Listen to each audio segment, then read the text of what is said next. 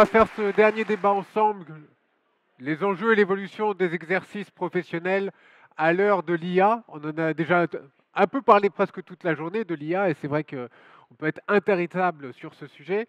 Et je vous présente les invités qui sont avec nous pour parler de ce débat. Nous avons Magali Léo. Bonjour madame. Vous êtes responsable du développement de la stratégie de Moi Patient. C'est une plateforme, vous nous expliquerez en quoi cela consiste.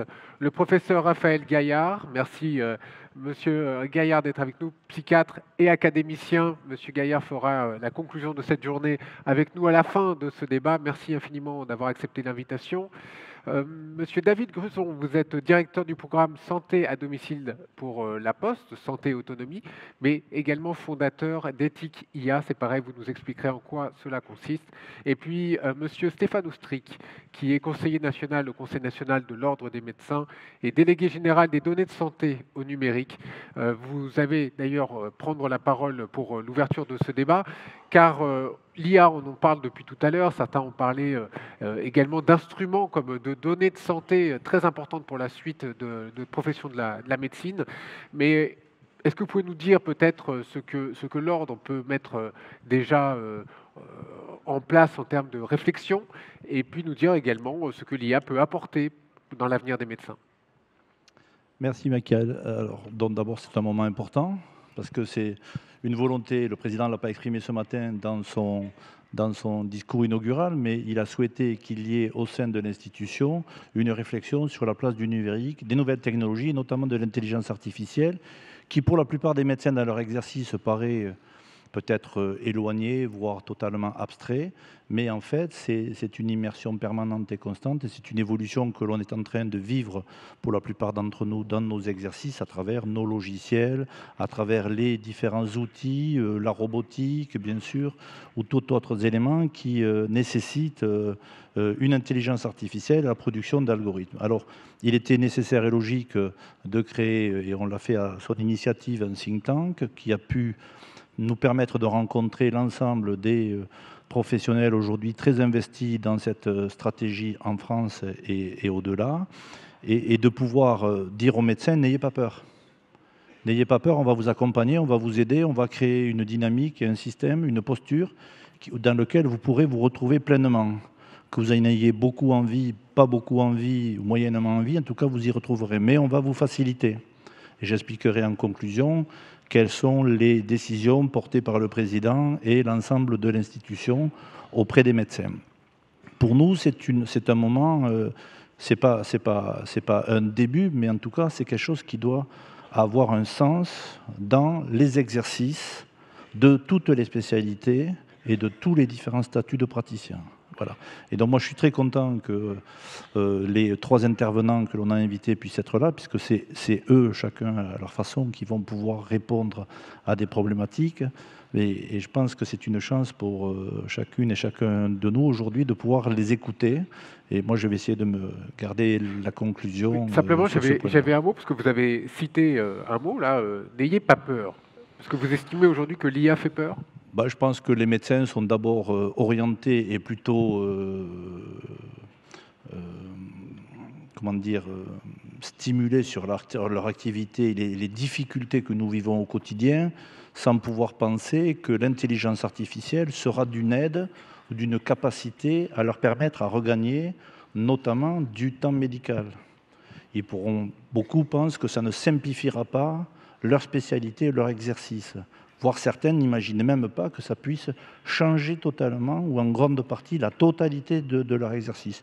Et pourtant, à travers des stratégies d'innovation et d'outils, on voit bien que ça peut changer très vite. Qui parlait de la chirurgie par robotique, qui parlait aujourd'hui des analyses d'images automatisées pour la radiologie. On peut parler de nos collègues biologistes qui ont connu ça il y a bien longtemps. Aujourd'hui, on voit les anatomopathologistes, le congrès à côté de radiothérapie. Alors eux, ils sont en évolution. On avait reçu à l'époque le professeur Bibot qui nous avait expliqué ça. Oui. Donc c'est une évolution, une révolution de chacun des métiers. Mais le cardiologue pourrait en parler autant parce qu'il y a cette immersion-là. Et aujourd'hui, le généraliste, à travers les différentes solutions qui lui sont proposées dans ces logiciels, mais aussi à travers les outils qu'il utilise, va avoir une immersion complète dans l'intelligence artificielle. Plutôt que d'être à la traîne ou de réagir, on a décidé d'être acteur et donc d'être proposant. Bien sûr, on le verra dans les dispositions, mais proposant aussi pour le médecin en disant « mais on va vous aider parce qu'on comprend que c'est assez compliqué et on va essayer au fur et à mesure, non pas de produire à un instant T une position figée, mais d'avoir une posture institutionnelle qui, tout au long de votre exercice et dans la durée, doit pouvoir vous accompagner. » Voilà. Moteur également pour les relations médecin-patient. La data, ça va servir pour tout le monde, pour les médecins, pour les patients. Vous êtes à l'origine d'une plateforme, excusez-moi, je ne sais pas si vous allez accepter ce mot, mais qui s'appelle Moi Patient. Pouvez-vous nous dire en quelques mots en quoi cela consiste? Et puis nous parlerons évidemment des conséquences de l'IA. Merci Mickaël. Bonjour à toutes et tous. Tout d'abord, merci beaucoup pour votre invitation. Je suis ravie d'être là, de représenter les patients sur cette table ronde et peut-être plus globalement dans ce congrès. Merci beaucoup. Pour répondre à votre question, Mickaël, donc moi je suis responsable d'une plateforme en effet qui s'appelle Moi Patient. Moi Patient, c'est un projet qui a été développé par une association de patients qui s'appelle Rénalou, la voix des malades du Rhin. Une plateforme qui a été conçue pour développer la recherche guidée par les patients, c'est-à-dire tirer pleinement parti des données issues de l'expérience des patients pour faire avancer la recherche en santé. Les associations de patients se professionnalisent aujourd'hui pour produire des données, pour produire des data, comme vous dites, afin d'améliorer le pilotage du système de santé à partir des données expérientielles, des savoirs, du vécu des patients. C'est extrêmement important et l'objectif, c'est de recueillir ces données dans un cadre méthodologique et réglementaire tout à fait rigoureux pour pouvoir effectivement faire en sorte que ces études soient prises en compte dans la façon dont sont évalués les produits de santé, dont sont évalués les processus de soins et dont est évaluée la qualité de la prise en charge des patients. Donc on travaille avec différentes associations de patients sur différentes pathologies pour produire ce type de données issues de la recherche guidée par les patients. Et en quoi donc l'intelligence artificielle, que ce soit dans la relation du médecin avec le patient, va-t-elle révolutionner un petit peu ce monde dont on a et la coordination et cette communication nécessaire entre le médecin et le patient? Alors, on parle un petit peu au futur, mais en réalité, nous y sommes déjà. Hein. On ne va pas révolutionner la médecine avec l'intelligence artificielle. Nous sommes en train de révolutionner la médecine, et pas que la médecine, beaucoup d'autres secteurs industriels, économiques ou de l'activité en France vont être, comme on dit, est déjà impactés par l'intelligence artificielle. Vous êtes aujourd'hui vous-même des utilisateurs quotidiens de l'intelligence artificielle dans votre pratique à travers ne serait-ce que les arbres décisionnels ou les logiciels d'aide à la prescription que vous utilisez peut-être quotidiennement. Tout d'abord, une chose, et je pense que c'est très important de commencer par là, c'est que les Français ont confiance en leurs médecins. Et ce n'est pas neutre ou trivial de le dire. On a, selon les dernières enquêtes qui ont été faites en 2023, à ma connaissance, 64% des personnes interrogées qui font confiance en leur médecin. Vous allez me dire, on ne parle pas des autres, hein, ce n'est pas une partie complètement marginale qui ne ferait pas confiance à leur médecin, mais néanmoins, ce qui est intéressant de noter dans ces sondages, c'est que les médecins seraient les professionnels les plus dignes de confiance, bien loin devant les policiers, les juges, les journalistes ou les politiciens. Ça, c'est capital. Vous allez me dire, c'est pas une surprise. Et c'est tant mieux. Mais c'est capital parce que ce coefficient de confiance, il est crucial. Il est fragile parce qu'il y a de la défiance généralisée dans notre société et il y a aussi des formes d'attaque, de l'anti-science, des choses qui attaquent aussi la parole du médecin. Néanmoins, ça, c'est un coefficient de confiance sur lequel il faut capitaliser. Je le dis parce que, sans vouloir antagoniser l'intelligence artificielle et les médecins et la pratique clinique, je pense que les médecins ont là un rôle à jouer pour accompagner le développement de l'intelligence artificielle en santé. On y reviendra sans doute un peu plus tard dans le débat. Autre chiffre, pardon, je ne vais pas vous asséner de chiffres, hein, mais on a quand même 75%, sur des sondages qui ont été faits à peu près à la même époque, de patients de personnes interrogées qui ne font pas du tout confiance dans l'intelligence artificielle pour établir un diagnostic. Voilà, ça veut dire qu'il y a un énorme travail d'accompagnement à faire sur l'acceptabilité de l'intelligence artificielle en santé. Et ça veut dire aussi que ces dispositifs-là, ces algorithmes, on y reviendra, mais s'ils sont mal connus, s'ils restent enfermés dans une boîte noire dont on ne connaît absolument pas les modalités de conception, ça va générer du stress, ça va générer du rejet, et ça génère déjà du rejet. Du côté des patients, dont le nom est d'ailleurs très mal choisi parce que on pourra en reparler, peut-être vous avez des Ils sont idées. peut-être impatients même. Ça suffit de parler de patients. En fait, ça a été dit tout à l'heure aussi, et moi je le dis avec d'autres associations de patients. Les patients ne sont pas des patients, en réalité, ce ne sont plus des personnes qui patientent. Ce sont des acteurs, ce sont des citoyens qui ont un rôle actif dans leur processus de soins. Et vous le voyez bien au quotidien dans vos consultations. Je reviens à mon point. Je pense qu'effectivement, il y a un sujet autour de l'appropriation de ces outils, de l'acceptabilité des patients et des professionnels de santé à l'intelligence artificielle. Voilà, je reviendrai sur les défis, mais peut-être j'ai relevé 2 points, si vous me permettez encore une minute, sur la précédente table ronde, sur lesquels peut-être aussi on reviendra, qui, moi, m'ont fait sourire parce que je trouve que c'est si vrai et en même temps, ça donne à voir l'ampleur du chemin qui nous reste à parcourir collectivement ensemble. C'est une chose qu'a dit le professeur Salomon. Il a dit: le numérique avance, mais encore très loin de permettre la bonne communication entre professionnels de santé, y compris à l'intérieur d'un hôpital. Vous voyez qu'on en est là. On en est là. On en est à ne pas pouvoir communiquer entre professionnels de santé dans un même hôpital. On ne parle même pas des problèmes de communication ville-hôpital. On a dit tout à l'heure qu'on espérait que le DMP émerge, qu'on était dans une phase de transition. Depuis 2004, on est dans la phase de transition. Il y a encore beaucoup de travail, bien sûr. Depuis 2004, ça fait 20 ans. Donc voilà, je pense que là, on est en train de parler d'intelligence artificielle autour de cette table ronde. En réalité, il y a beaucoup de travail à faire, ne serait-ce que pour travailler sur l'adoption des outils numériques pour améliorer la communication et la coordination des soins. David Gruson, est-ce que l'IA arrive comme un troisième acteur ou ça fonctionne tout seul, ne vous inquiétez pas, c'est comme, voilà, c'est l'IA, quoi. Est-ce que ça fonctionne tout seul? Est-ce que c'est un troisième acteur, pardon, ou est-ce que c'est, j'allais dire, au service de l'un comme de l'autre? Déjà également, merci de l'invitation. Merci à Stéphane Oustric de l'invitation et de l'impulsion qu'il donne sur ces sujets de numérique et d'IA. Moi, j'ai été associé aux travaux du think tank de l'ordre. Merci de cette ouverture que tu portes, qui d'ailleurs fait suite à des travaux qui ne sont pas d'hier au sein de l'ordre des médecins. Il faut rappeler le rapport que l'ordre avait adopté sous l'impulsion de Jacques Lucas en 2018 sur le numérique, le médecin dans le monde de l'IA et des data.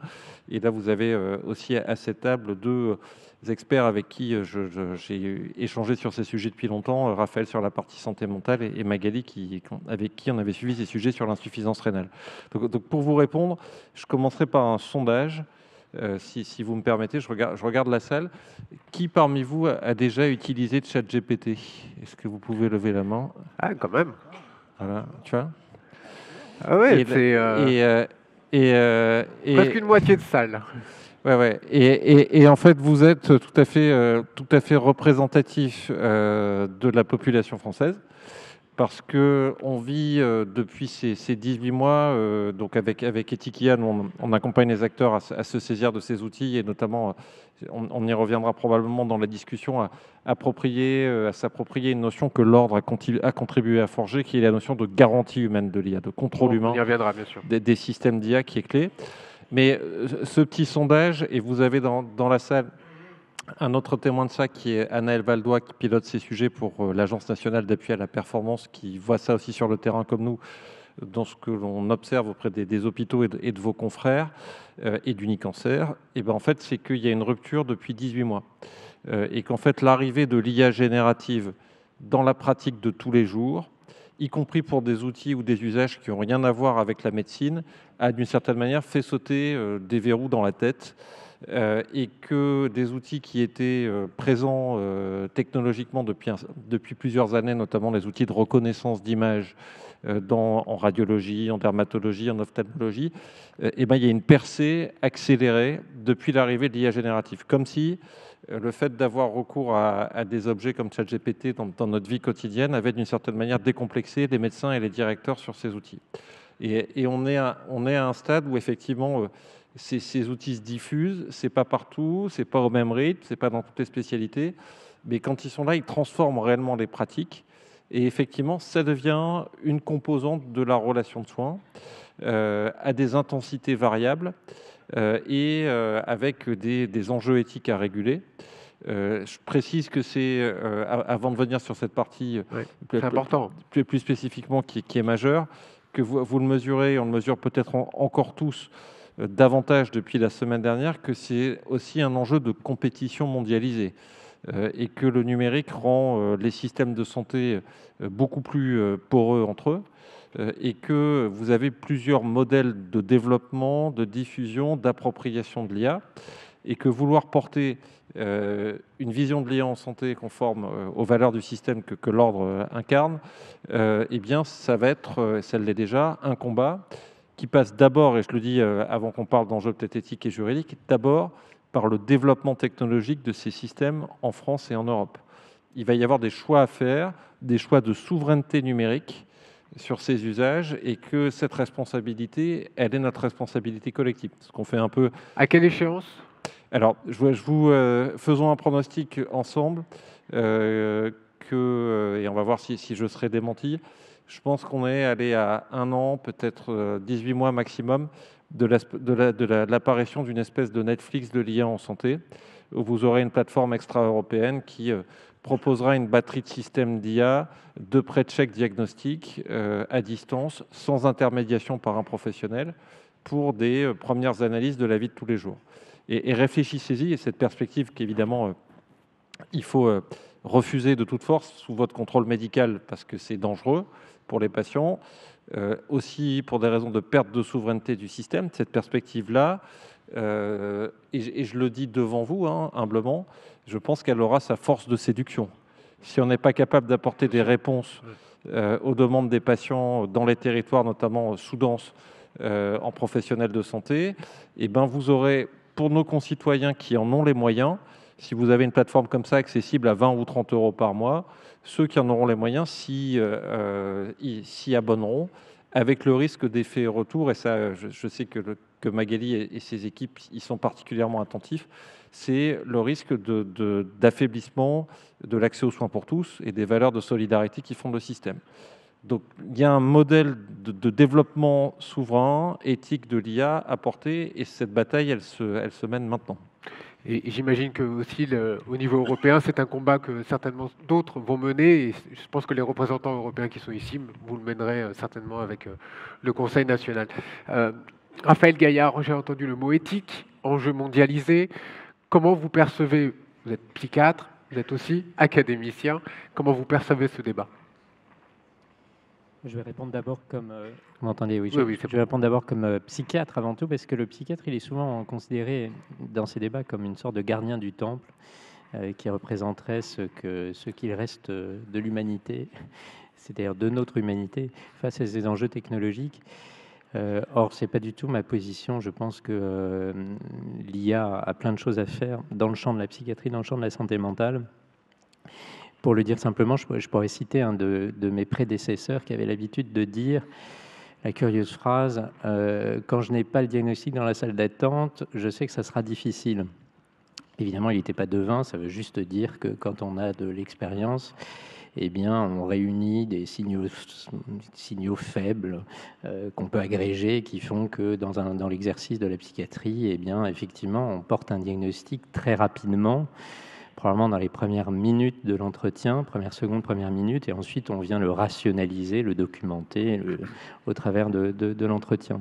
Ce qui veut bien dire qu'on est capable de rassembler un certain nombre de signaux par lesquels le diagnostic est porté, Et si je prolonge ça par mon expérience personnelle, mes patients qui ont mon numéro de portable et qui me laissent un message, je suis toujours étonné de voir à quel point leur seul message, presque indépendamment de ce qu'ils disent, j'écoute, me permet de savoir dans quel état ils sont, c'est-à-dire au gré du timbre de leur voix, de leur prosodie, de leur scansion. Je sais évidemment, je perçois dans quel état ils sont. Tout ça, c'est mesurable, tout ça, c'est objectivable. Ça ne l'est pas aujourd'hui, mais c'est typiquement ce qu'une IA fait très bien. Et donc, évidemment que l'IA sera très présente en psychiatrie. Et donc ça, je commence par dire ça, parce que je me méfie beaucoup d'une position qu'on peut avoir en médecine, qui est de dire tout ça est épouvantable, il faut s'en garder, et ça nous transforme en Francis Cabrel de la médecine, c'est-à-dire qu'il faudrait vraiment être caché dans la cabane et ne surtout pas regarder le futur. Je pense que ce n'est pas du tout une bonne idée, il faut assumer que, évidemment, la technologie va être très présente dans l'exercice de la médecine, y compris donc dans le mien qui paraît le plus humain, celui de la psychiatrie. Une fois qu'on a pris conscience de ça, reste à savoir ce qui justement relève le plus de cet exercice et de cette humanité, c'est-à-dire de ce rapport au patient pour lequel effectivement le nom pose problème, c'est une sorte d'oxymore, patient-acteur, c'est un oxymore et il faudrait trouver quelque chose d'autre pour le désigner. Même si être malade, c'est d'abord être frappé de passivité parce qu'on subit quelque chose, évidemment, il s'agit de s'en saisir et de devenir acteur des soins. Eh bien, une fois qu'on a dit ça, je pense qu'on peut redessiner ce qui sera essentiel de la relation médecin-malade. Et d'ailleurs, considérer qu'en fait, c'est ça l'essentiel de la médecine. Justement, éviter de s'encombrer de toutes sortes de choses qui prennent une place folle aujourd'hui. C'est-à-dire que la technologie, dans ses progrès, paradoxalement, prend plus de place aujourd'hui qu'elle n'en prendra demain. Je prends juste un exemple. Notre usage de l'informatique, aujourd'hui, est un usage qui fait largement écran dans la relation patient. De toute façon, il fait littéralement écran parce qu'on est en train de tapoter sur un clavier face à un écran qui fait écran devant le patient, en ayant l'impression de prendre une déposition comme dans un commissariat parfois, alors qu'on aimerait être complètement dévolu à l'interaction. Et vous savez qu'il existe aujourd'hui des IA, alors elles ont encore des progrès à faire, mais elles font déjà des choses très bien, qui peuvent condenser l'entretien et d'une certaine façon éviter ce détour par l'objet même technologique qu'est le clavier et l'écran pour se consacrer vraiment à l'essentiel qui est la rencontre, qui à mon avis est le cœur de l'exercice, et la décision, puisqu'in fine, évidemment, il ne s'agit pas seulement d'utiliser ce que cette IA fait comme synthèse de l'entretien, mais de l'amender et d'en faire quelque chose qu'on construit avec le patient. Et c'est là où la parole, le langage doit rentrer en compte entre l'IA et le patient. Alors c'est très important de pointer la question de la parole, parce que l'IA, hier, enfin avant-hier, comme le pointait David Gruson, c'était des systèmes intelligents construits sur la même base, c'est-à-dire des réseaux de neurones, qui avaient pour mission essentiellement de reconnaître des formes. C'était ça l'IA qu'on voyait arriver en médecine, et ça faisait des choses formidables, puisque ça faisait mieux, vous connaissez ces papiers, qu'un dermatologue pour reconnaître, en tout cas qu'un dermatologue américain, pour reconnaître évidemment c'est important, un névus et le différencier d'un mélanome, ou plutôt l'inverse. Ou bien évidemment c'était en train de transformer la radiologie, et de fait ces applications vont être majeures. Sauf qu'il y a eu quelque chose qui a fait irruption depuis, qui est le registre des IA génératives. Et les IA génératives, c'est la même base, c'est un réseau de neurones, c'est le même modèle, c'est les mêmes systèmes, c'est-à-dire un système connexionniste et non symbolique, qui apprend en ayant simplement imité notre cerveau, c'est les couches superficielles de notre cortex, mais simplement il fonctionne avec autre chose que la reconnaissance des formes. Il a été nourri par autre chose. Et on omet toujours de dire par quoi il a été nourri. Il n'a pas été nourri cette fois par des milliers d'images, des névus, des mélanomes, des images de cancer du sein et des pneumopathies francho-aiguës. Il a été nourri par du langage. Et donc, sa propriété, c'est le langage. Ce qui a rendu intelligent ChatGPT, c'est d'avoir lu des millions de pages. C'est ça le cœur de ChatGPT. Et donc là, il y a quelque chose qui a complètement changé la donne. Alors, je ne suis pas sûr de suivre David quand il dit que ça a fait sauter des verrous dans le cerveau, parce que ça inquiète le psychiatre que je suis. Mais ceci dit, peut-être qu'il faut qu'on se pose la question.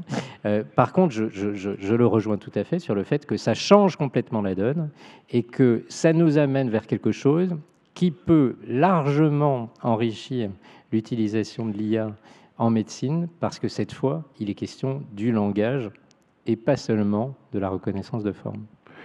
Vous avez avancé, David Grezon, tout à l'heure la question de l'éthique, la question également de la garantie humaine. Est-ce que vous pouvez développer un petit peu ce point? Parce que c'est important et c'est même central quand on parle de l'IA au service de la médecine.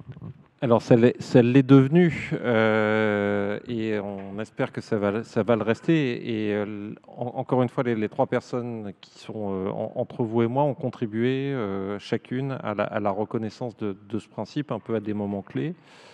Et Stéphane et l'ordre, d'une certaine manière, ont apporté une pierre décisive dans ce schéma. C'est un principe simple, l'idée de garantie humaine de l'IA que vous allez comprendre, c'est qu'il faut garder un contrôle médical du recours à ces systèmes. Une fois qu'on pose ça, garder un humain dans la boucle, un médecin, quand il s'agit d'IA en santé, on comprend que l'objet, ça n'est pas de vous demander d'aller vérifier chaque computation, chaque inférence algorithmique du système d'IA. C'est de poser un principe, une obligation de gestion de risque de ce système et de contrôle effectif, traçable et proportionné de ces outils. On échangeait là tout à l'heure avec Jean Canarelli, et il y a la semaine dernière, il y avait les journées de biologie. C'est quelque chose que les biologistes ont normé depuis longtemps avec la construction de ces chaînes d'automates de laboratoire et des règles de validation biologique proportionnées selon des logiques de gestion de risque. Donc la garantie humaine de l'IA, c'est ça, avec deux composantes. D'une part, et qui sont issus du travail qui a été initié par le Comité consultatif national d'éthique, première incarnation législative dans la loi de bioéthique d'août 2021, donc ça s'applique d'ores et déjà en France depuis 2021, devoir d'information du patient sur le recours à l'IA dans sa prise en charge, extension du devoir d'information des professionnels. Donc vous avez entendu information et pas consentement à l'IA. Le choix qui a été fait de dire il y a un consentement qui vaille, c'est le consentement au protocole de soins dans son ensemble, mais comme l'IA est investie de risques éthiques particuliers, s'il est fait recours à cet outil, il faudra en informer le patient. Et le deuxième principe, c'est la garantie humaine, c'est-à-dire cette supervision régulière, effective, traçable. Et donc ça, c'est ce qu'on fait, nous, avec Ethikia. On aide les représentants de secteurs professionnels en santé, mais aussi les concepteurs de systèmes d'IA à concevoir ces modèles de garantie humaine. Et c'est une obligation maintenant européenne, en application du règlement européen sur l'IA qui a été publié le 12 juillet dernier. Même force opposable que le règlement général sur la protection des données, et avec un calendrier d'entrée en vigueur qui va être cadencé, puisqu'il entre en vigueur en août 2025. Donc, vous voyez, votre congrès intervient à quelques mois de cette échéance pour les systèmes d'IA générative en santé. D'abord l'IA générative. À partir d'août 2026, pour tous les systèmes d'IA en santé qui n'entrent pas dans la législation des dispositifs médicaux, DDM, et août 2027 pour tous les dispositifs médicaux avec IA. Si un concepteur de système d'IA est un utilisateur, et l'utilisateur, ça peut être l'établissement de santé, mais ça peut aussi être vous dans votre pratique individuelle, ne peut pas justifier de ce contrôle humain du système qu'il utilise, eh bien, il encourra, ou qu'il conçoit, il encourra une sanction équivalente à 3% de son chiffre d'affaires annuel. Et donc, on a là un principe fort, mais vous comprenez très sanctionnable, mais vous comprenez le principe, il s'agit d'avoir un contrôle effectif, traçable et proportionné. Et si vous, comme médecin, vous êtes utilisateur d'un système d'IA, dont vous louez le service en appui à votre pratique et que vous n'êtes pas impliqué dans la conception, vous pourrez vous contenter évidemment de demander aux fabricants du système de vous apporter la preuve du contrôle humain qu'il met en œuvre, peut-être indépendamment de vous. Je prends un exemple, si vous me laissez juste une minute pour... Stéphane me donne 2 minutes, mais j'en prendrai qu'une, le compte à rebours est lancé, pour vous faire comprendre ce que ça veut dire la garantie humaine en pratique. Donc, le plus ancien système de garantie humaine de l'IA en place, il a 4 ans d'antériorité, et on l'a construit sous égide de l'Union des dentistes, l'Union française de la santé bucco-dentaire. Donc c'est un système sur un système d'IA français, c'était le premier, maintenant il y a d'autres systèmes qui sont très dedans. C'est de l'IA de reconnaissance d'image de vidéo. En fait, c'est une vidéo prise dans la bouche de patients en EHPAD ou à domicile. Et l'IA convertit la vidéo sous forme de panoramique dentaire avec détection du risque carieux ou du risque inflammatoire, et elle déclenche ou pas une alarme qui provoque ou pas l'intervention d'un chirurgien dentiste, en fait, qui déclenche ou pas une consultation dentaire. Et l'UFSBD nous a demandé de calibrer un protocole de contrôle humain qu'on a créé en dialogue avec le concepteur, avec l'UFSBD et des représentants de France Asso Santé, des représentants de patients, pour trouver le juste curseur. Et donc ce protocole, ce système qui au départ s'appliquait sur 1500 patients par an, aujourd'hui c'est 3 fois plus. Et ben, au départ, on faisait 3 fois par an, on tirait au sort 30 dossiers déjà vus par IA, qu'on a filtrés dans une plateforme technologique, en enlevant les traces d'intervention de la machine et en les remettant à disposition de 4 chirurgiens dentistes, mandatés par l'Union des dentistes, sans lien d'intérêt avec le concepteur, et on regardait les écarts. Et on en déduisait des actions correctives sur le système ou sur la pratique humaine. Donc, ce système-là de contrôle humain tourne depuis 4 ans. Il a été plutôt robuste, des mesures d'action corrective ont été prises, et maintenant on en est à 2 révisions par an. Et ça a été dupliqué dans une dizaine d'aires thérapeutiques. Et ce qui est important, et là l'ordre a évidemment un rôle tout à fait majeur à jouer, c'est d'être tiers de confiance. Et d'une certaine manière d'aider les acteurs représentatifs des différentes spécialités à s'emparer de ces protocoles de garantie humaine pour que demain, les acteurs soient labellisés. Et dernier point, la première norme mondiale de garantie humaine de l'IA a été publiée au mois de juillet. Les représentants des patients ayant participé aussi, les industriels, c'est l'AFNOR 2213 qui détermine très précisément comment ça se passe. Magali Léo, quand vous entendez tout ça, ça veut dire que le patient reste quand même l'acteur aussi central, qu'il est pris en charge par le médecin, par cette garantie humaine, donc le patient peut être rassuré? En tous les cas, ce que vient d'expliquer David montre que la relation, elle va vraiment trianguler entre le professionnel de santé d'un côté, le patient bien sûr, mais aussi la solution, l'outil, l'algo, voilà, qui va être l'appli, qui va être utilisée pour affiner, préciser un diagnostic, aider à l'orientation des patients. Et ça, c'est assez remarquable dans la façon dont sans doute vont évoluer les relations entre les patients et les patients et les soignants, parce que effectivement on fait intervenir une espèce de tiers là, qui va avoir un rôle capital à jouer dans la décision médicale, qui joue déjà un rôle important dans la pose du diagnostic, l'analyse d'une image, l'analyse d'un grain de beauté. Enfin voilà, on est déjà assez, ça va déjà assez loin. Donc on voit qu'on va être dans une forme de révolution relationnelle, alors même que, et je le dis, et pardon si ça peut heurter certains d'entre vous, mais on est encore, dans certaines disciplines, encore très très loin des standards de la loi du 4 mars 2002 sur l'information des patients, sur le respect des préférences individuelles du patient, vous voyez, le dialogue, la qualité de la prise en charge du colloque singulier. On est encore dans certaines situations assez loin de ces standards-là. Donc là, on fait déjà intervenir de l'intelligence artificielle là où ce qu'on appelle la décision médicale partagée n'est pas en tout point respectée dans le cadre de la consultation médicale. Donc ça va sans doute amener les professionnels de santé à aller à marche forcée dans une forme de révolution, encore une fois, de la relation aux soignants.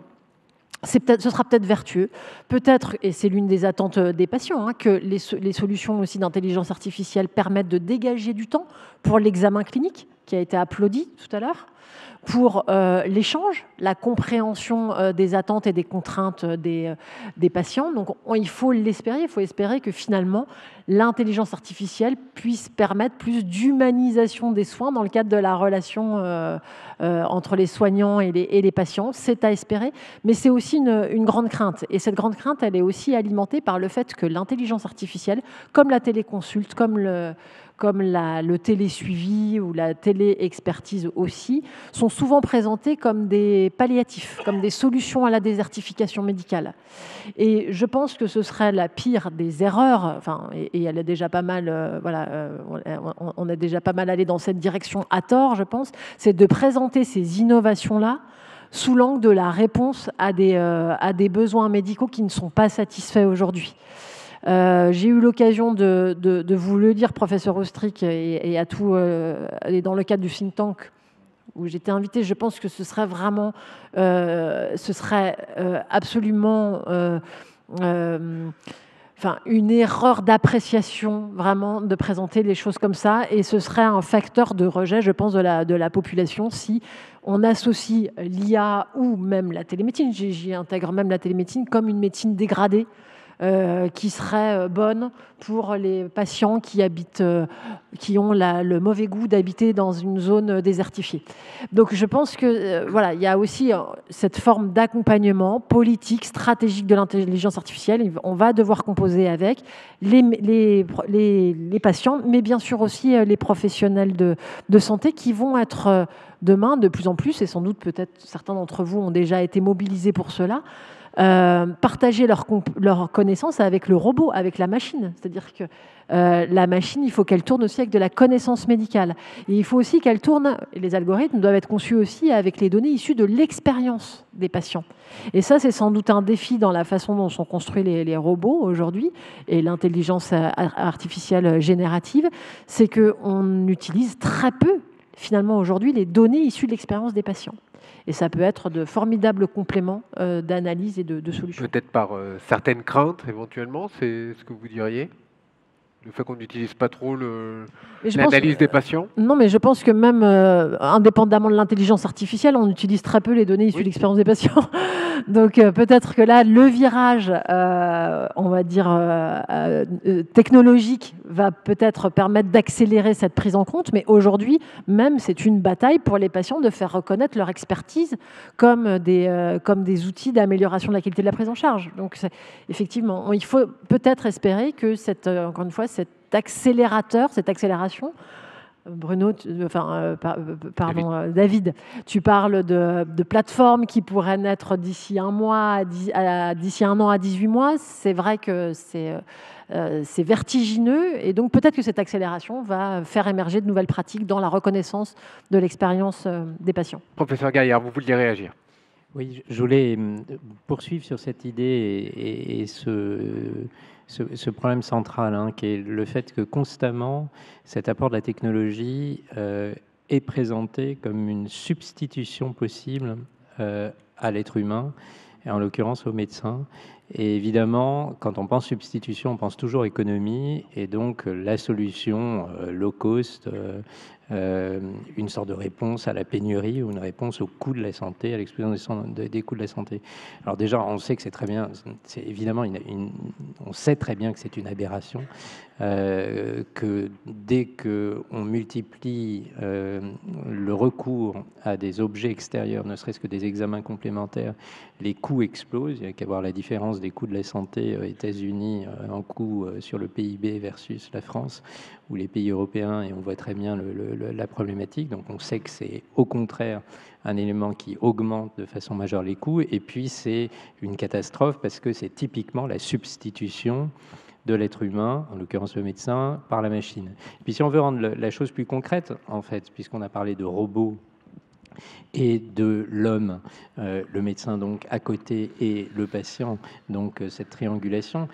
Prenons une situation très concrète qui n'est pas de mon champ d'expertise, qui est, je ne sais pas, une échographie fétale par exemple. Est-ce qu'on peut imaginer que demain ce soit ça le fonctionnement, c'est-à-dire que l'échographe se déplace tout seul sur ses roulettes pour faire l'échographie fétale, et que l'enjeu ne soit plus tout ce qui se passe entre la patiente ou les patients, puisqu'il y en a plusieurs en l'occurrence, il y a un bébé en jeu, puis accessoirement généralement un autre parent, et cet échographe et le médecin qui pratique cette échographie. On voit bien que la disparition d'un des acteurs qui est absolument central, qu'est le médecin, elle est pas du tout tenable, parce qu'on perd en fait l'essentiel de ce qu'est l'exercice d'une échographie fétale. Pour le rendre très concret, en fait, ce fantasme de la substitution, il est complètement aberrant. Et c'est un miroir aux alouettes, et on se planterait complètement si on est dans cette direction, mais ça fait partie des pensées très simples. Il n'y a qu'à Faucon, c'est surtout très con, parce que ça n'a aucune portée. Je voudrais ajouter dans cette rubrique un autre point, puisqu'on a parlé à juste titre de l'examen clinique tout à l'heure, et je pense que c'est crucial de le rappeler, mais dans le même temps, là je le dis comme universitaire, on a un problème autour de la formation des jeunes médecins. Ça va être quoi la formation des jeunes médecins ? Qu'est-ce qu'on peut faire pour former correctement un jeune médecin ? En fait, on parle dans cette triangulation d'une forme d'hybridation entre l'intelligence humaine et l'intelligence artificielle. Et moi, je pense toujours que les enjeux sont des enjeux d'hybridation et pas de compétition. Mais de fait, quand il y a hybridation, il y a une forme d'externalisation des connaissances et des savoirs. Je prends un exemple là aussi très concret. Il y a 10 ou 15 ans, on connaissait des dizaines de numéros de téléphone. Aujourd'hui, on est à peu près incapable, en tout cas moi, de retenir un digicode, c'est-à-dire 4 chiffres, alors que, je rappelle, il y en a 8, si jamais vous avez oublié, dans un numéro de téléphone. Donc vous voyez bien comment l'externalisation de dizaines ou centaines de numéros de téléphone dans un téléphone dit intelligent change votre façon de mémoriser des chiffres. Et donc évidemment que ça a des conséquences. Et là, moi, je constate, et je le dis comme enseignant, qu'on n'a pas du tout suffisamment anticipé ce que ça représente pour la formation des étudiants en médecine, qu'on fait d'ailleurs à peu près n'importe quoi, à mon goût, puisqu'on n'anticipe pas du tout ce que peut être la bonne conformation des connaissances et du cerveau d'un médecin. C'est-à-dire, qu'est-ce qu'il doit avoir traversé pour être un bon médecin ? Alors, de temps en temps, on dit, en fait, il n'a plus besoin de rien savoir, puisque tout est externalisé. Grande erreur, en fait, parce que l'apprentissage chez un enfant, et un grand enfant qui est un étudiant en médecine, ça consiste surtout à lui donner la bonne conformation à son cerveau pour qu'il puisse avoir un comportement qui soit le bon avec un patient. Si on apprend à un enfant à faire du calcul ou du latin, c'est pas pour qu'il se mette à parler couramment latin ou qu'il devienne Cédric Villani, c'est parce que ça change sa façon de penser ensuite. En médecine, c'est pareil. En fait, il y a des choses qu'il faut absolument apprendre, parce que quand vous les avez apprises, eh ben, il en restera une forme de quintessence, et cette quintessence, c'est ça qui fait votre exercice de médecine et qui fait que ensuite, même si vous êtes psychiatre, et c'est dit, devant une douleur thoracique, eh ben, vous savez quand même ce qu'il faut évoquer.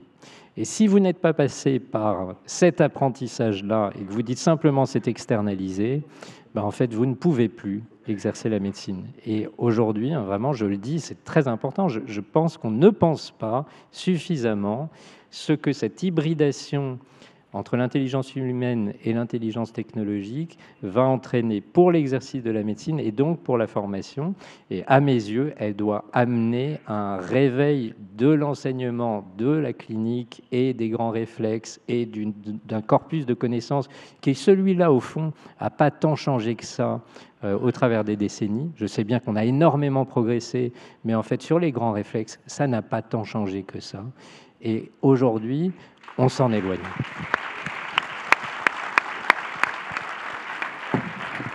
Merci, professeur. Magali Léo, vous vouliez réagir. Stéphane Oustric, peut-être juste après, notamment sur les formations. Non, juste une phrase, parce qu'effectivement, c'est capital ce que vous dites, parce que ça me fait penser que peut-être le médecin de demain devra être technophile ou ne sera plus. Et ça renvoie également au statut de patient, parce que le patient aussi, peut-être, aura cette injonction-là de devoir être technophile ou de devoir errer. Et ce n'est pas complètement trivial, puisqu'il y a quand même à peu près 15% de personnes en France qui sont touchées par une forme d'illectronisme, c'est-à-dire qui ne sont pas du tout à l'aise avec les outils numériques, qui vont très très peu sur Internet, voire qui ne sont pas équipés. Donc on va aussi possiblement au-devant, et David l'a dit tout à l'heure, d'inégalités d'accès à ces nouveaux outils qui seront des facilitateurs, qui seront peut-être aussi facilités par des opérateurs qui d'ailleurs ne seront pas français, peut-être pas européens. Ça a été aussi dit, on a déjà une très très forte dépendance technologique extra-européenne. Donc je pense qu'il y a tout cet aspect sur l'appétence des uns et des autres et de tous collectivement, globalement médecins, patients, aux outils technologiques, renvoie à la question des inégalités et du devenir, du statut et de la façon dont sont formés aujourd'hui effectivement les médecins, mais pas que les médecins, les patients aussi, dans leur forme d'empowerment, comme on dit, et de patients acteurs. Ce sont des patients qui vont devoir aujourd'hui se former à l'appropriation de ces nouveaux outils. Stéphane Oustrict, sur cette notion de formation, d'hybridation des intelligences, je reprends les termes du professeur Gaillard, qu'est-ce qu'on pourrait dire, en tout cas, qu'est-ce que le CNOM pourrait avancer sur les questions de formation face à l'IA? Je ne vais pas le dévoiler maintenant, parce que c'est dans les conclusions, bien sûr. Mais c'est sûr que passer après Raphaël, c'est compliqué sur cet élément-là. Simplement, il faut qu'il y ait une réelle conscience, et c'est pour ça que François Arnault a commencé quand même un travail collaboratif, d'abord avec la conférence des doyens, mais aussi via nos sections, les différents conseils nationaux professionnels. Il faut qu'il y ait une vraie conscience que le paradigme n'est plus du tout le même. Et ce n'est pas une opposition, ce n'est pas un affaiblissement. Quand on parlait d'augmentation, on mettait l'augmentation où on voulait, mais on ne peut pas être aujourd'hui porté par la puissance de l'évolution de la science médicale en restant sur des bases qui ne permettent pas aux médecins d'exprimer complètement son exercice. Et aujourd'hui, de pouvoir, à travers les outils, on le voit, dans les discussions, retrouver du temps, c'est du temps pour le patient. Le médecin, il est là au service du patient. C'est du temps d'information, c'est du temps d'explication, c'est du temps de négociation, c'est du temps. Et le temps, c'est certainement l'élément le plus important. Mais pour ça, la formation doit réellement évoluer. Moi, j'arrive du Canada, où ils ont déjà, et les Nord-Américains sont très en avance là-dessus. J'avais stimulé mon ami Hervé Maisonneuve sur tout ce qui se passe aujourd'hui dans le monde pour éviter aussi des éléments de plagiat ou de glissement. Et je suis allé voir ce qui se passe à Sherbrooke. Ils ont une charte qui est déjà implémentée dans tous les enseignements sur ce qui est transparent et éthiquement admissible. Bon, moi, je l'ai déjà implémenté pour Toulouse. Ils n'ont pas de chance. Les internes qui sont rentrés cette année, ils l'ont bof. Voilà. Mais c'est important. C'est-à-dire qu'on ne va pas refuser avec eux cette évolution. On veut que ça soit transparent et éthiquement. Et on veut qu'ils l'expliquent. Mais la situation et le contexte qu'ils vont rencontrer dans leur apprentissage, c'est auprès des patients. C'est avec un maître de stage. C'est-à-dire, il y a des éléments qui sont de vie réelle. Voilà. Et c'est comme ça que l'on va progresser, entre autres, et que l'on va respecter ceux pour qui nous sommes là, c'est-à-dire les patients. Moi, je souscris aussi au discours, bien sûr, de Magali Léo. Vous verrez que dans les préconisations et la doctrine du Conseil national, en tout cas, je ne suis pas le seul, et je citerai l'ensemble des collègues qui ont travaillé avec moi, bien évidemment, on a mis ce point en numéro 2, parce que ça paraît primordial. David Gauzon, en quoi aujourd'hui, ou dans quel domaine l'IA est le plus attendu, que ce soit peut-être pour le patient comme pour la médecine? C'est quoi l'urgence de l'IA? Alors, en termes de diffusion de cas d'usage, ce qui reste aujourd'hui le plus mûr, c'est ce que Raphaël Gaillard évoquait, c'est l'apprentissage machine par reconnaissance d'image. Donc, reconnaître des formes, aider au diagnostic. Là, on a maintenant des usages qui sont robustes dans toute une série de champs disciplinaires, radiologie, ophtalmologie, dermatologie, toute une série de cas très, très concrets. Là où il y aurait sans doute le plus de besoins, mais où c'est le plus compliqué, c'est sur l'IA d'accompagnement au parcours des patients, puisqu'on se heurte encore à la partition des bases de données. Le SNIRAM, la base de données médico-administratives de l'assurance maladie d'un côté, et d'autre part la donnée clinique qui est dans votre système d'information en ville ou à l'hôpital. C'est compliqué de réconcilier les deux parce que les deux bases sont séparés, ce qu'essaye de faire la plateforme de données de santé, le Health Data Hub, mais sans à date avoir encore une autorisation globale de fonctionnement de la CNIL. Si c'est encore un autre débat. Débat de l'hébergement, mais vous voyez le type de question, et c'est mon troisième point va l'illustrer encore plus fortement. On va arriver sur des questions de choix entre le besoin d'usage et les risques pour les données de santé des patients et les enjeux de souveraineté. Vous avez, avec la percée de l'IA générative, un cas d'usage qui est là le sujet de 2025, qui est l'IA générative de synthèse du dossier médical. Alors, une seconde de plaidoyer pro domo, mais on n'est pas les seuls à le faire, d'autres pourront le faire, mais en tout cas, on essaie de le faire dans un cadre souverain. La Poste a développé un système qui s'appelle Dalvia, qui est une IA de synthèse générative de synthèse du dossier médical. Les briques techno sont les briques de DocaPost et de Mistral AI, qui est la boîte française d'IA générative. Donc en fait, c'est un système qui prend le dossier médical numérique et en produit une synthèse et accompagne le parcours de prise en charge du professionnel. De la même manière, dans un champ un peu différent, pour prendre un autre exemple qui n'est pas la Poste, et j'en connais pas la racine technologique, mais vous voyez, Doctolib a annoncé le déploiement d'une IA de synthèse vocale, de la consultation médicale et des échanges avec le médecin et son patient. Et vous voyez que sur des objets de ce type, le choix de souveraineté n'est pas du tout neutre, ou plutôt l'absence de choix est un choix. Puisqu'il y a une majorité d'utilisateurs de ChatGPT, vous avez compris que dans un objet de ce type, l'important, ce n'est pas la réponse, c'est la question. Et en fait, l'alimentation. Et à chaque fois que vous posez des questions et que sur des moteurs de ce type extra-européens, vous apportez des données médicales, vous contribuez à l'exfiltration des données de santé hors du périmètre applicatif du RGPD et vous contribuez au réentraînement du modèle et vous contribuez à le rendre indispensable et à ce qu'il s'impose à nous demain en perte de souveraineté. Et il faut bien mesurer que ce n'est pas un sujet de demain. Il y a 1 mois et demi, j'étais dans un établissement spécialisé en oncologie où là-bas, le président de la commission médicale me disait que la moitié de ses chefs de service avaient déjà donné consigne à leur secrétaire médical de pousser le dossier médical sur ChatGPT pour en avoir la synthèse. Est-ce que vous estimez que c'est dangereux ? Eh bien, vous voyez, la question qui est une question d'ordre, au sens noble du terme, c'est de dire, évidemment, cette pratique-là serait fractale, avec toute une série de principes juridiques, l'information du patient sur le recours peut-être illégale à l'IA dans sa prise en charge, le non-respect du périmètre applicatif du RGPD. Mais vous mesurez bien que c'est aussi une attente des médecins et une attente des patients. Et que je suis prof à la chaire santé de Sciences Po, on fait chaque année un baromètre avec Odoxa sur les attentes des Français vis-à-vis des outils numériques.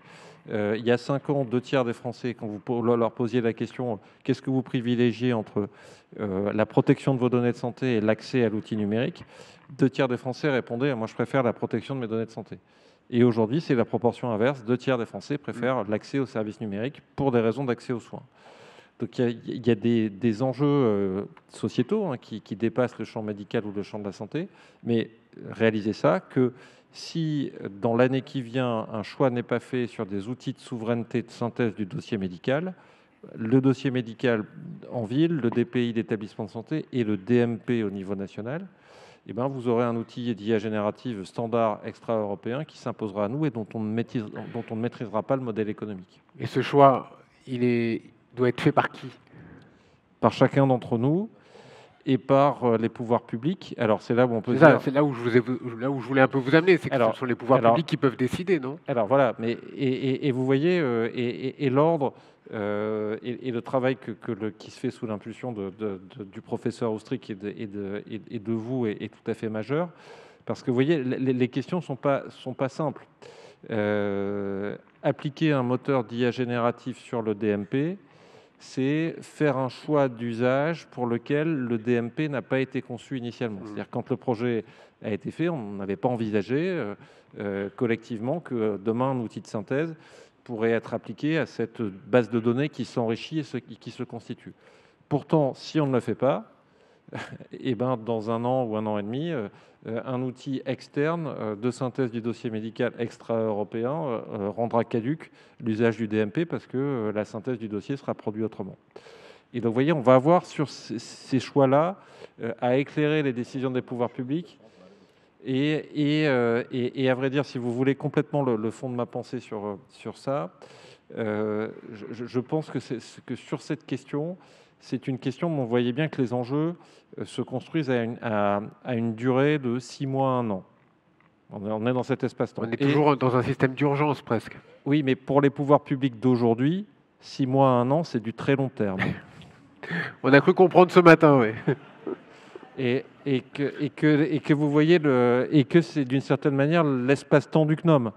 Et que là, sur ces sujets qui vont dépasser l'ordre de grandeur du très court terme, mais pour lesquels le retour de bâton arrivera dans quelques mois, il y a besoin de vous pour aider les pouvoirs publics et dire oui, est-ce que c'est possible, l'IA génératif sur le dossier médical, à quelles conditions, selon quelles modalités, avec qui, selon quels critères, est-ce qu'on y va, est-ce qu'on n'y va pas, et il y a besoin de lieux tels que le vôtre. Et c'est là où le CNOM, j'imagine, aura également à se positionner, Stéphane Oustric. Sur ce point particulier, on peut répondre un peu sur les orientations.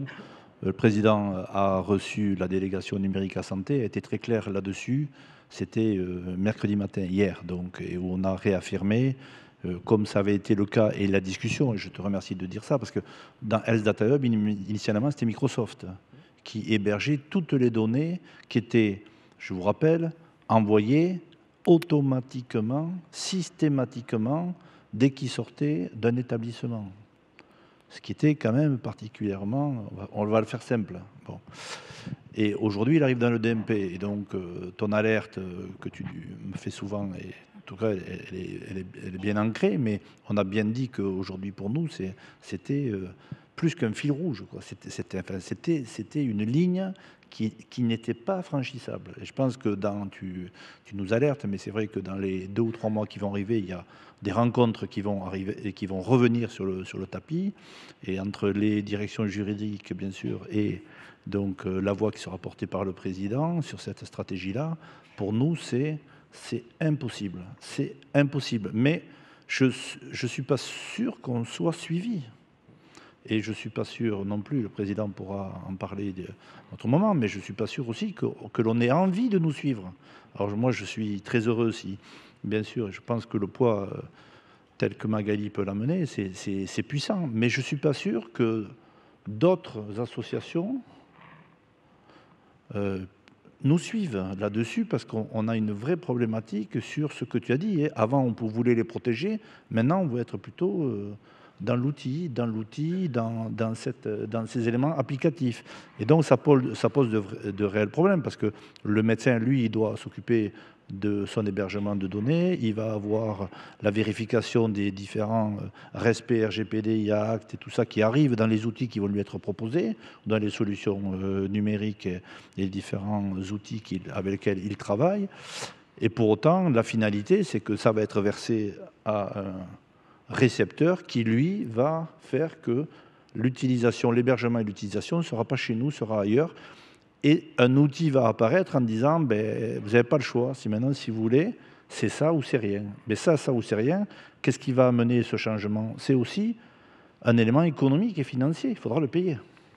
David Gruson, Magali Léo. Juste en une microseconde pour ne pas être trop long et pour préciser ma pensée en étant évidemment complètement en phase avec Stéphane, mais là, pour le coup, ce n'est pas un plaidoyer pro domo. En même temps qu'il faut affirmer des choix forts de souveraineté numérique, la vérité est aussi de vous dire que si demain on devait renoncer à toutes les briques technologiques américaines dans le système de santé, il s'écroule. Et que donc, du coup, il y a des lignes de passage et que à trouver, c'est ce qu'on dit depuis le début sur le Health Data Hub, des cahiers des charges à mettre en place, des conditions à créer, et que sans doute sur ces sujets-là, tous les GAFAM ne se valent pas entre eux. Il ne faut pas les voir comme une entité indistincte. Il y a des critères, un droit qui s'applique, le règlement européen sur l'IA, et il faudra bien suivre ce qui se passe dans les prochaines semaines, puisque Joe Biden avait publié un décret présidentiel en octobre 2023 qui établissait un niveau de régulation au moins aussi contraignant que le règlement européen sur l'IA. Vous voyez que le mouvement... depuis il faudra suivre ce qui va se passer, exactement. Voilà. Et que de ce point de vue, là aussi, sur ce point-là, je ne ferai pas de pronostic. Parce qu'on voit que, sans être un analyste de la politique américaine, dans ce qui peut se passer ou ce qu'on peut attendre, on voit bien qu'il y a deux tendances. Pour caricaturer la tendance J.D. Vance qui va être, et sans doute Elon Musk, de tout déréguler et de faire sauter ce décret présidentiel. Mais de l'autre côté, on va réaliser, ou les Américains peuvent réaliser ce qu'un certain nombre de concepteurs français et européens réalisent, que le règlement européen sur l'IA, c'est aussi une barrière de protectionnisme éthique pour le développement de ces systèmes.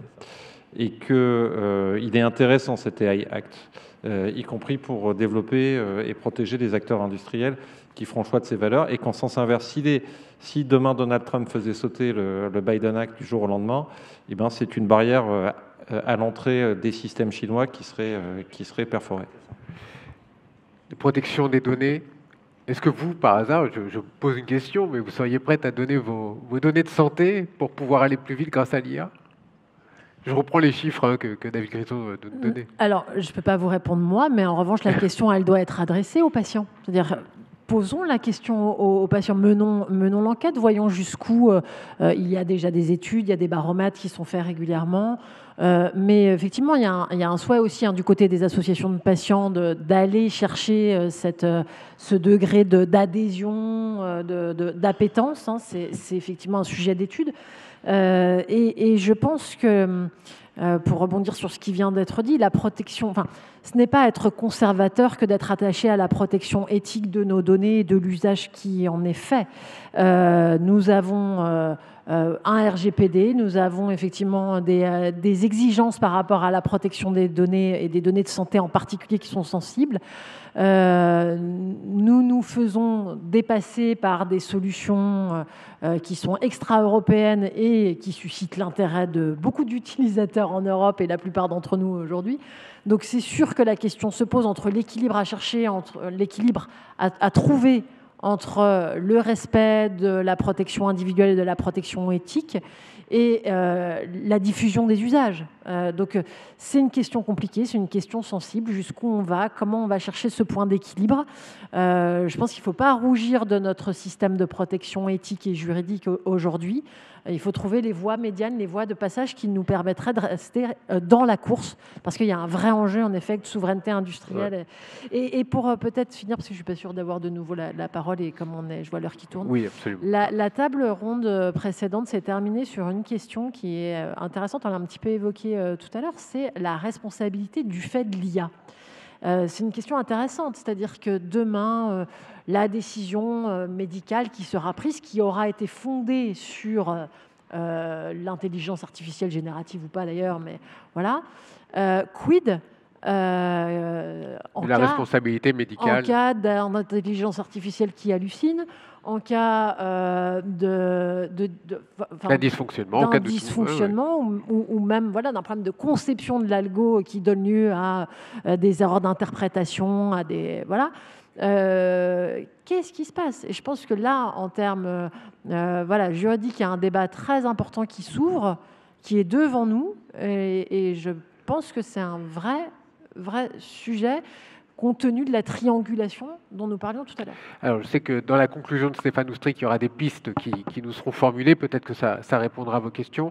Peut-être d'un mot, professeur Gaillard, avant de conclure, avant de donner la parole à Stéphane Oustrik. D'un mot, je ne suis pas sûr d'y arriver, parce que le problème, c'est que les psychiatres habituellement écoutent. Alors, quand ils ont la parole, ils s'expriment. Je voulais dire que, oui, évidemment, il faut demander aux associations de patients ce qu'elles en pensent et aux patients ce qu'ils en pensent. Mais j'ai en même temps une toute petite réticence, et je ne voudrais pas du tout que ça apparaisse comme une forme de paternalisme médical, quant au degré de formation à ces enjeux de la population générale. Je crois qu'il est très mauvais, en fait, sur ces enjeux de droit, sur ces enjeux de protection des données personnelles. Je reviens aux questions d'éducation. En fait, il est vraiment très mauvais. Et donc, je me méfie un peu d'une tentation qui serait d'aller toujours demander au plus grand nombre ce qu'ils veulent réellement. C'est un peu poujadiste, en fait, hein, parce que ça peut aboutir à des décisions qui ne sont pas du tout les bonnes. Dans notre exercice quotidien, alors je le dis comme médecin, mais aussi comme ordinal, si on prend l'exemple juste du secret, c'est vraiment crucial, la question du secret. Qu'est-ce que la médecine sans secret? Il n'y a pas de médecine sans secret. Mais en fait, nos patients passent leur temps à revendiquer que nous puissions violer le secret médical. Et à l'échelle d'un patient, il y a plein de raisons de le faire, en fait. Et heureusement qu'on n'a pas le droit de le faire. Et c'est très compliqué de l'expliquer à un patient pourquoi on n'a pas le droit de le faire. Et généralement, il faut y passer du temps. Hein. Il faut lui expliquer que si on viole le secret pour ce patient, cette situation singulière, en fait, c'est l'ensemble de la médecine qu'on met en danger. Parce que le patient suivant, il ne sera pas certain qu'en parlant à son médecin, ce qu'il dit est couvert par le secret. Et donc, en fait, il ne parlera pas à son médecin. Plus de confiance. Mais ça, il faut faire tous les détours que je viens de faire pour le faire comprendre à un patient. Et donc, poser juste la question dans un sondage ou dans les urnes. Je ne sais pas si on peut parler beaucoup des urnes en ce moment d'ailleurs, vu les résultats qu'ils peuvent produire. Je suis un tout petit peu méfiant parce que je me dis que ce n'est pas si sûr que ça fonctionne. J'ajoute juste un point, c'est que ces questions techniques, elles sont décisives. Hein. Je suis tout à fait d'accord, je ne les comprends pas toutes d'ailleurs, mais elles sont absolument décisives.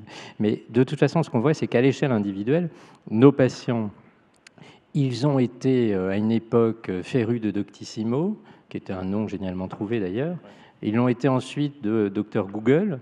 Ils le sont aujourd'hui de ChatGPT. C'est pas le même rapport du tout à l'information. C'est pas du tout le même rapport à l'information. Vous savez que ChatGPT fait énormément de fautes, par exemple. Techniquement, il hallucine. En pratique, le psychiatre corrige, il confabule. Mais de fait, il apporte quelque chose, une sorte de maïeutique qui, dans la relation, change quelque chose. J'ai donné une fois cet exemple de cette patiente qui vient me voir alors qu'on essayait de comprendre ce qui lui arrivait et qui m'explique j'en ai discuté avec mon chat hier et j'ai enfin compris pourquoi la place des femmes dans ma famille, avec cette histoire de protestantisme, ça n'est pas possible, c'est une question du rapport à la Vierge Marie. Alors je me suis dit tout de suite, mince, je me suis encore planté de diagnostic. Elle n'a pas un trouble anxieux, elle est psychotique et j'ai rien compris, elle est complètement délirante. Maintenant, mon chat, c'était ChatGPT, elle avait discuté toute la soirée avec ChatGPT et dans cette maïeutique particulière avait émergé le fait que le protestantisme, c'est peut-être pas la bonne explication dans cette famille, avait un effet sur la place des femmes. Bon, c'est sa version. Toujours est-il qu'elle avait progressé de son côté. Et en fait, l'important, je la fais pas si brève, mais j'essaye, c'est qu'elle revient avec ça, elle a fait son propre trajet, qui en fait est de nature psychothérapeutique, hein, c'est presque une épiphanie qu'elle avait eue, si je puis dire, avec ChatGPT, mon chat donc, c'est qu'en fait, on en parle ensuite, et je fais mon job de médecin. Et donc effectivement, on est à nouveau dans cette triangulation qui fait qu'il se passe quelque chose d'autre entre cette personne qui est en face de moi et la personne que je suis, et qu'on en fait quelque chose dans cet exercice, cette rencontre, ce colloque singulier qu'est l'exercice de la médecine. Et on retombe donc sur le rôle central du médecin. Stéphane Oustric, vous avez la parole pour quelques mots de conclusion et quelques propositions.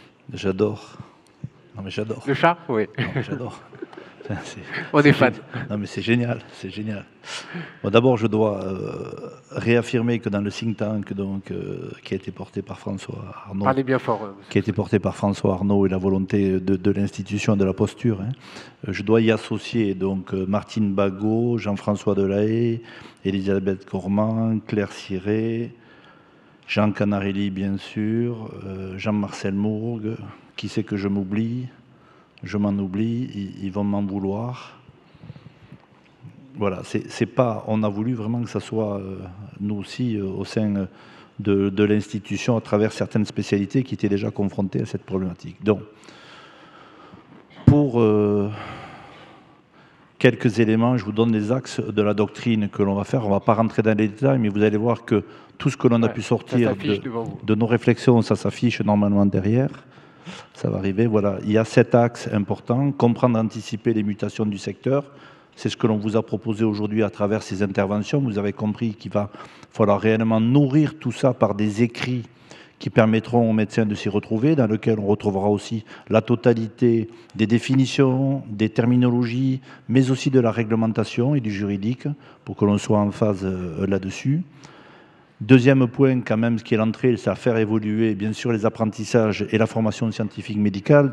C'est ce qu'on a dit tout à l'heure à Raphaël. Ça nous paraît primordial que ça ne soit pas par défaut, mais que ça soit réellement, volontairement souhaité et voulu, que dans la construction de l'étudiant et du professionnel dans son exercice aussi tout au long de son parcours de vie professionnelle, il y a réellement un élément d'augmentation et que ça ne soit pas quelque chose qui soit vécu comme un appauvrissement.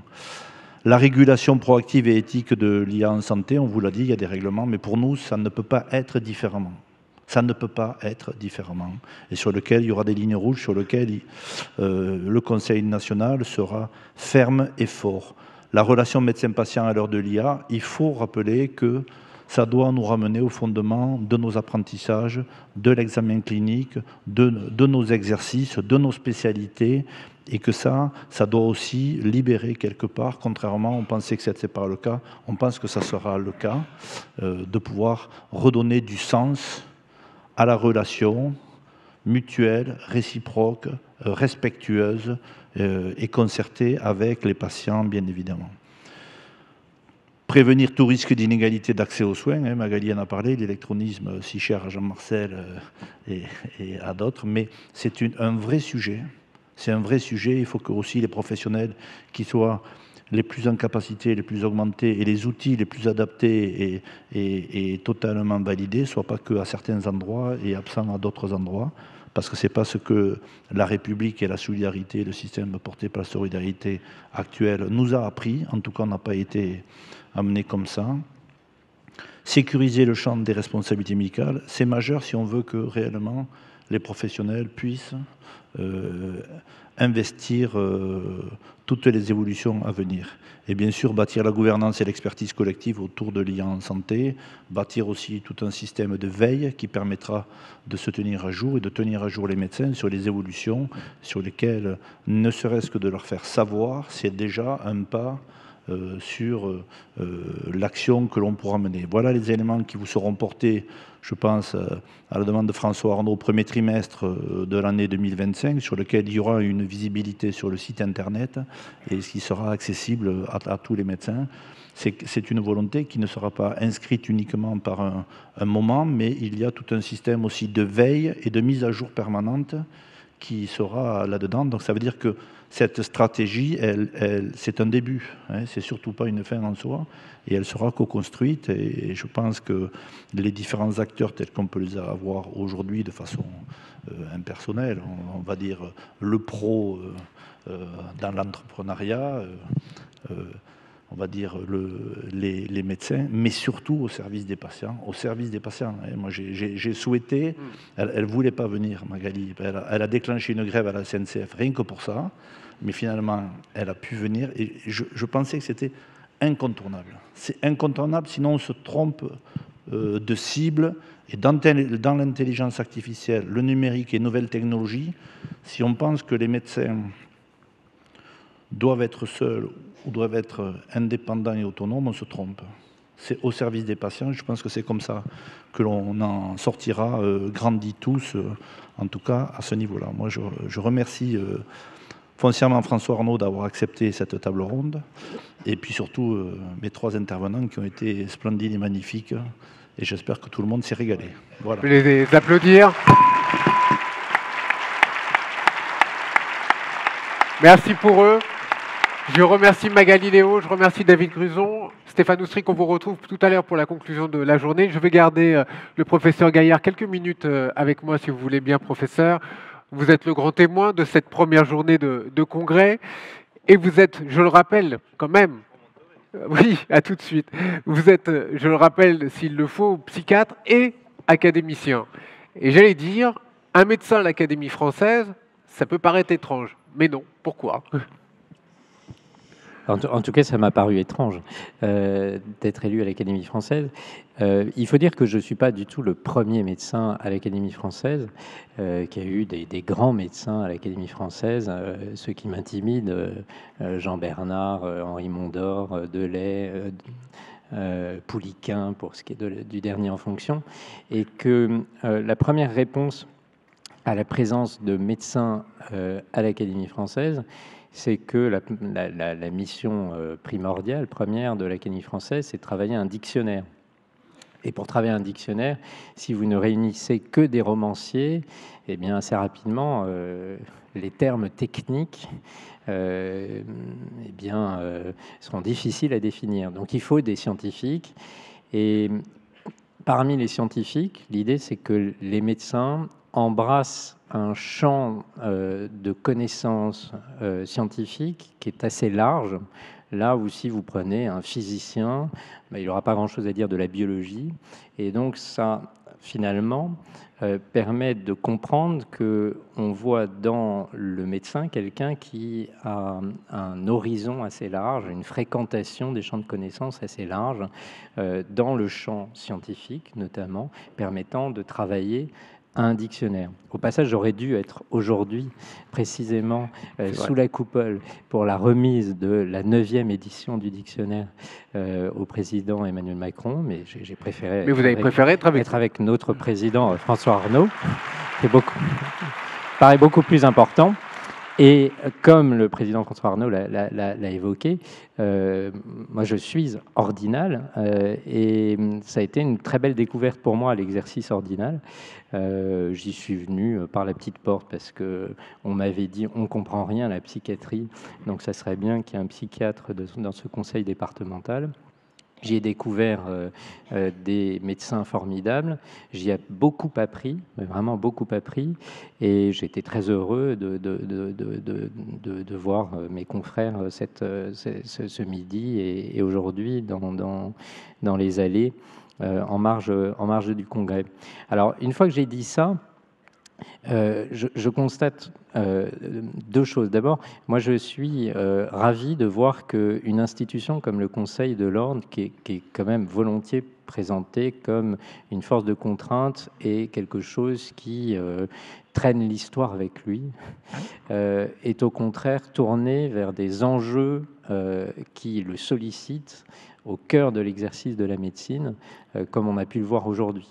Je trouve que c'est vraiment très frappant de voir que la question de la responsabilité, qui est le cœur de l'exercice de la médecine, on doit répondre de quelque chose, sauf qu'aujourd'hui ça s'incarne dans les arcanes du droit et une pression médico-légale qui change l'exercice de la médecine. Eh bien, on y réfléchit. Et puis, l'arrivée de nouvelles technologies comme l'intelligence artificielle, on prend les choses à bras-le-corps. Et donc, moi, je trouve que ça représente tout à fait cette médecine que j'aime, qui est technophile, doit être technophile, disait ma voisine.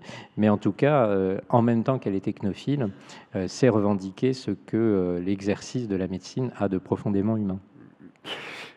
La science, la littérature, elles font bon ménage ? Alors non seulement elles font bon ménage, mais je pense que c'est un enjeu crucial de l'identité de la médecine. Bien au-delà de ma propre identité et de cette élection à l'Académie française, je pense qu'il faut considérer l'élection d'un médecin à l'Académie française aussi et beaucoup pour cela. J'ai expliqué les enjeux du dictionnaire. Un enjeu du dictionnaire, ok. Pour chaque exercice, il faut s'assurer de répondre à la mission qui est confiée à l'institution correspondante. Mais plus fondamentalement, plus symboliquement, un médecin, c'est un scientifique. Parce que quand on va voir un médecin, on ne va pas voir un chaman. On va voir quelqu'un qui agit conformément aux données de la science, à l'état de l'art, et donc qui agit comme un scientifique. Et dans le même temps, s'il n'était qu'un scientifique, eh bien, nous n'aurions pas besoin de lui comme médecin. Donc, il est aussi autre chose. Et cette autre chose, c'est quoi? C'est quelqu'un qui est capable de recevoir une personne en souffrance et d'entendre cette souffrance et l'ensemble de ce que dira cette personne de ce qu'il a fait souffrir, sur lequel l'essentiel du diagnostic va porter. On a parlé d'examen clinique tout à l'heure, mais allons jusqu'au bout du raisonnement. Vous savez bien que l'essentiel du diagnostic repose en fait sur l'interrogatoire. Et l'interrogatoire, c'est quoi? C'est le langage, c'est le discours d'un patient. Et cette attention au discours d'un patient, tout le reste existe, évidemment, les examens complémentaires, la démarche algorithmique, etc. À mon avis, pour l'essentiel, elle sert plutôt à confirmer le diagnostic ou orienter dans cet algorithme décisionnel. Mais en fait, pour l'essentiel, initialement, tout repose sur ce qu'un patient a dit, c'est-à-dire sur son propos. Donc sur une attention, ce qui suppose une attention du médecin à la parole. Et cette attention à la parole, à mes yeux, elle est au mieux éduquée par la littérature. De sorte que je pense qu'être médecin, c'est constamment être en grand écart entre d'un côté les sciences et de l'autre la littérature, entre d'un côté une démarche qui est celle qu'imposent les connaissances scientifiques et de l'autre une attention au discours du patient. Et je pense que c'est très important de reconnaître ceci dans l'exercice de la médecine. Donc bien au-delà de ma propre personne, que la médecine soit présente à l'Académie française, c'est reconnaître dans la médecine ce qu'elle a comme rapport avec le discours d'une personne, avec la parole d'une personne, la parole donnée, la confiance, vous l'avez évoqué tout à l'heure, et le cœur de l'exercice, c'est-à-dire l'attention à cette parole. Mesdames et messieurs, le professeur Raphaël Gaillard. Merci beaucoup. Merci infiniment. Et merci d'avoir choisi le Congrès plutôt que le Président de la République. On est très heureux. Merci beaucoup. Je vais demander au professeur Ostric de bien vouloir me remonter sur scène pour quelques mots de conclusion pour cette première journée de Congrès. Professeur, c'est à vous. Là ou pas? Alors, rebonjour à tout le monde. Je pense que ça a été une journée passionnante. C'est toujours un grand moment, ce congrès. Ça va faire maintenant 12 ans, la première édition, et à chaque fois, j'ai l'impression que l'on avance. Alors, ça a été 3 temps forts. Un peu de frustration, mais c'est pas mal, parce que vous n'avez pas eu de capacité à poser des questions. Et vous êtes plus de 1000, donc ça aurait été compliqué. C'est demain que ça va pouvoir se faire, parce que demain, vous avez un plateau extraordinaire, vous allez avoir plus d'une trentaine quand même d'ateliers, vous allez être en prise directe avec l'ensemble des experts sur les questions auxquelles vous allez participer. Vous avez aussi les conseillers nationaux et l'ensemble des collaborateurs qui y participent. Donc c'est un moment de vitalité extrême de l'institution ordinale. Elle a été pensée, elle a été souhaitée, elle a été voulue comme ça. Donc c'est demain. Pour ça que cette frustration n'est que passagère et certainement salutaire, mais demain, vous allez pouvoir totalement vous libérer. Alors, je vous engage, quand vous sortez, il y a des petites affichettes avec des QR codes.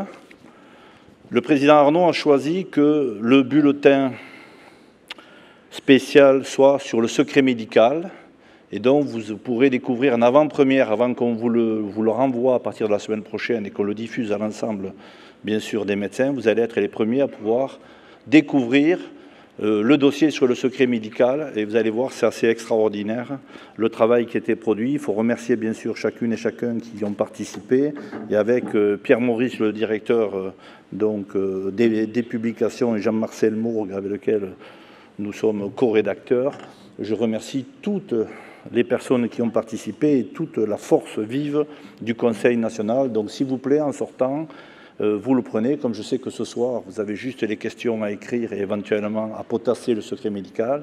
Il y aura une interrogation écrite, bien évidemment. Je vous engage, bien sûr, à le télécharger. Voilà, donc un grand merci pour votre présence. Et surtout, demain, n'hésitez pas, engagez-vous, posez des questions, allez vers les experts, et je vous souhaite un excellent congrès. Merci à tous.